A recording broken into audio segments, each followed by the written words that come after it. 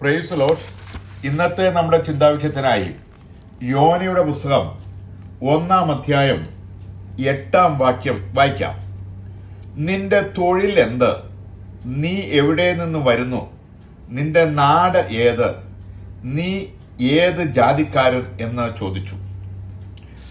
കപ്പൽ പ്രമാണി യോന പ്രവാചകനോട് ചോദിച്ച വാക്യമാണ് ഞാൻ വായിച്ചത്.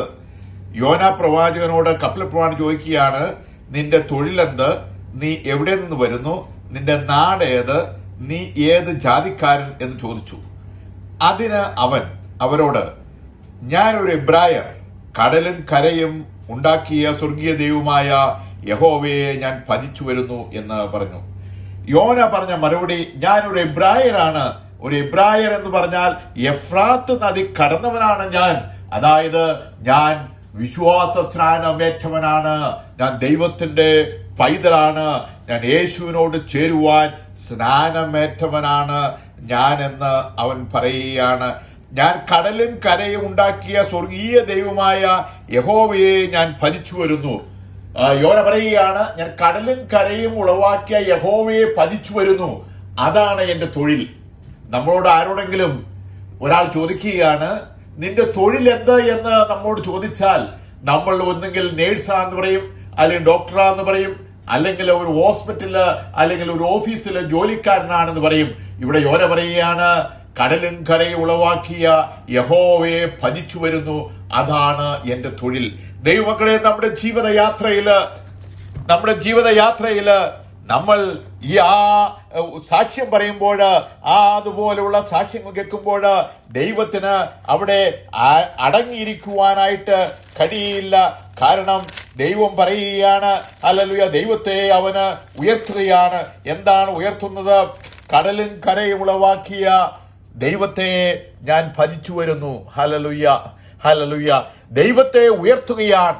അങ്ങനെ ദൈവത്തെ ഒരു മനുഷ്യൻ ഉയർത്തുമ്പോൾ, ദൈവത്തെ നമ്മൾ ഉയർത്തുമ്പോൾ ദൈവത്തിന് അവിടെ അടങ്ങിയിരിക്കുവാനായിട്ട് കഴിയില്ല. ആ ദൈവം അവിടെ ഇറങ്ങി വന്നിരിക്കും. അതാണ് നമ്മൾ അവിടെ കാണുന്നത്. അവന്റെ ആ സാക്ഷ്യം കേട്ട് കപ്പൽ പ്രമാണി ഭയന്നുപോയി എന്നാണ് നമ്മൾ അവിടെ കാണുന്നത്. നീ യഹോവയെ ഞാൻ ഭജിച്ചു വന്നു.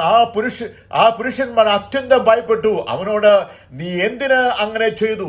നീ എന്തിനാണ് ദൈവത്തിന്റെ സന്നിധി വിട്ട് നീ പോന്നത് എന്ന് കപ്പൽ പ്രമാണി ചോദിക്കുകയാണ്. അവൻ പറയുകയാണ്, എന്നെ എടുത്ത് കടലിലേക്ക് ഇടുക, അപ്പോൾ കടൽ ശാന്തമാകും. പക്ഷേ അവന്റെ ഈ സാക്ഷ്യം കേട്ടിട്ട് അവനെ എങ്ങനെയെങ്കിലും രക്ഷിക്കുവാൻ കപ്പൽ പ്രമാണി ശ്രമിക്കുകയാണ്.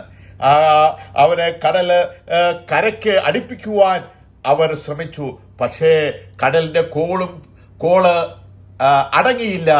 അവർക്ക് നിവൃത്തിയില്ലാതെ അവർ ഏറ്റവും ഭയപ്പെട്ടിട്ട് അവർ ദൈവത്തോട് പറയുകയാണ്, അയ്യോ യഹോവേ, ഈ മനുഷ്യന്റെ ജീവൻ നിമിത്തം ഞങ്ങൾ നശിച്ചു പോകരുതേ. ഈ നിർദോഷിയായ മനുഷ്യനെ ഞങ്ങൾ കടലിലേക്ക്, ഹല്ലേലൂയ, സർവശക്തിയുള്ള കടലും കരയും ഉളവാക്കിയ ദൈവത്തെ ഭജിച്ചു വരുന്ന ഈ മനുഷ്യനെ ഉണ്ടല്ലോ, ഞങ്ങൾ കടലിലേക്ക് എറിയുമ്പോൾ കടലും കരയും ഉളവാക്കിയ ദൈവത്തെ ഭജിച്ചു. ദൈവത്തിന്റെ ശിഷ്യനാണ്. ഹല്ലേലൂയ. എന്റെ ദാസനെ തൊടുന്നു, എന്റെ കണ്ണിന്റെ കൃഷ്ണമണിയെ തൊടുന്നു എന്ന് വചനത്തിൽ പറഞ്ഞിട്ടുള്ളത് കൊണ്ട് ഈ കപ്പൽ പ്രമാണിമാര് അവർ പേടിക്കുകയാണ്. അവർ പേടിച്ചു വിറച്ചു. ഇവനെ ഞങ്ങൾ വെള്ളത്തിലേക്ക് ഇട്ടാൽ, ഹല്ലേലൂയ, ദൈവത്തിന്റെ ന്യായവിധി ഞങ്ങളുടെ മേൽ ഉളവാകുമോ എന്ന് അവർ ഭയപ്പെടുകയാണ്. അവർ പറയുകയാണ്, ഈ നിർദോഷനായ മനുഷ്യനെ കടലിലേക്ക് ഇട്ടത് കൊണ്ട് ഞങ്ങൾ ആ പാപം ഞങ്ങളുടെ മേൽ ദൈവമേ നിർത്തരുതേ എന്ന് അവർ പ്രാർത്ഥിക്കുകയാണ്. ഹല്ലേലൂയ. അവന്റെ രക്തം ഞങ്ങളുടെ മേൽ വരരുതേ എന്ന് പ്രാർത്ഥിക്കുകയാണ്. എല്ലാവരും പ്രാർത്ഥിച്ചുകൊണ്ടിരുന്നപ്പോൾ കപ്പലിന്റെ അടിത്തട്ടിൽ കിടന്ന് ഉറങ്ങുകയായിരുന്ന യോന, ഇപ്പോൾ യോനയെ ഒരു മത്സ്യം വിഴുങ്ങി, ദൈവം കൽപ്പിച്ചാക്കിയ മത്സ്യം വിഴുങ്ങി. ആ മത്സ്യത്തിന്റെ ഉള്ളിൽ കിടന്ന് യോന അയ്യം വിളിക്കുകയാണ്. ഹല്ലേലൂയ. പ്രവാഹങ്ങൾ അവനെ ചുറ്റി, ഓളങ്ങൾ തിരമാലകളെല്ലാം അവന്റെ മീതെ കടന്നുപോയി. ഹല്ലേലൂയ. അവൻ പറയുകയാണ്, വെള്ളം പ്രാണനോളം എന്നെ വളഞ്ഞു, ആഴി എന്നെ ചുറ്റി, കടൽപ്പുല്ല് എന്റെ തലപ്പാവായിരുന്നു. ഞാൻ പർവ്വതങ്ങളുടെ അടിവാരങ്ങളോളം ഇറങ്ങി, ഭൂമി എന്റെ ഓടാമ്പലുകളാൽ എന്നെ സദാകാലത്തേക്കും അടച്ചിരുന്നു. അവൻ കടലിന്റെ ആഴങ്ങൾ കിടന്ന് ദൈവത്തെ അയ്യം വിളിച്ചു. ദൈവം കൽപ്പിച്ചിട്ട് ആ മത്സ്യം അവനെ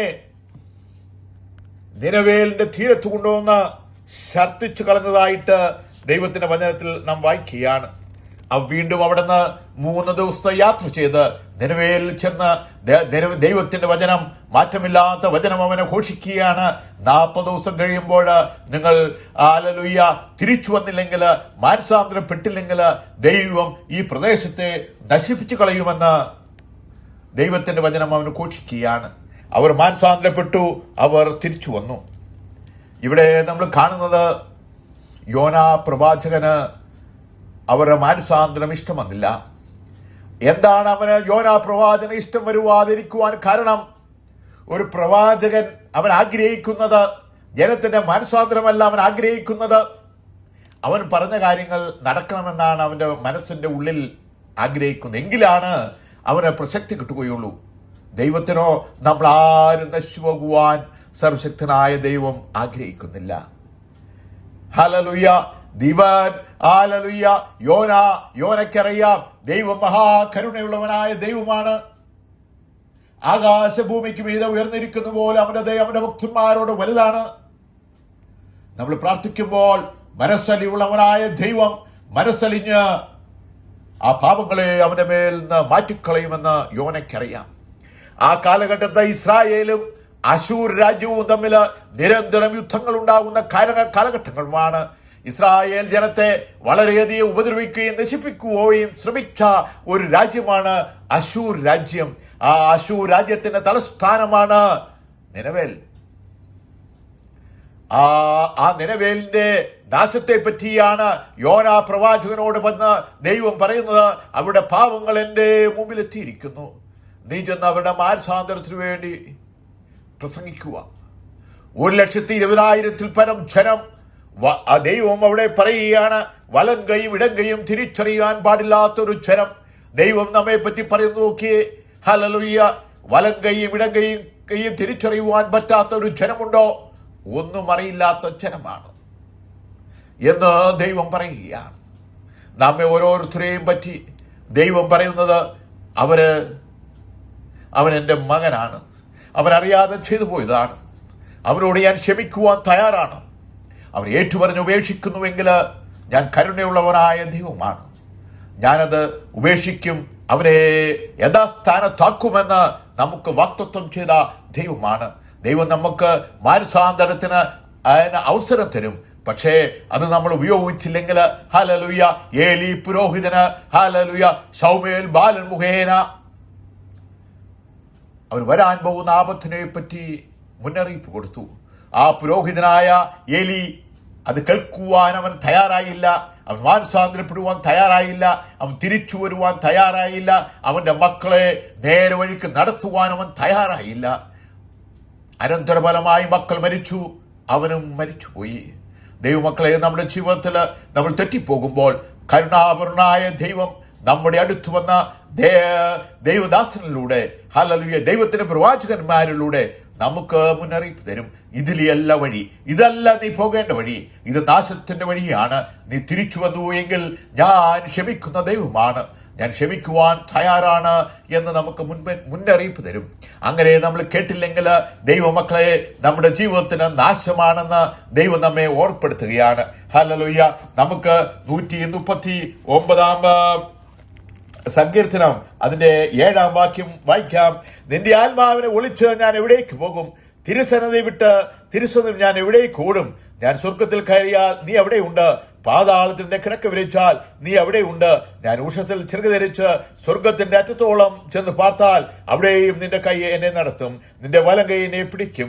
ഇരുട്ട് എന്നെ മൂടിക്കളയട്ടെ, വെളിച്ചം എന്റെ ചുറ്റും രാത്രിയായി തീരട്ടെ എന്ന് ഞാൻ പറഞ്ഞാൽ. ഹല്ലേലൂയ. ദൈവം പറയുകയാണ്, എന്നെ വിട്ട് എന്റെ ആത്മാവിനെ ഒളിച്ച് ഞാൻ എവിടേക്ക് പോകും? ഹല്ലേലൂയ.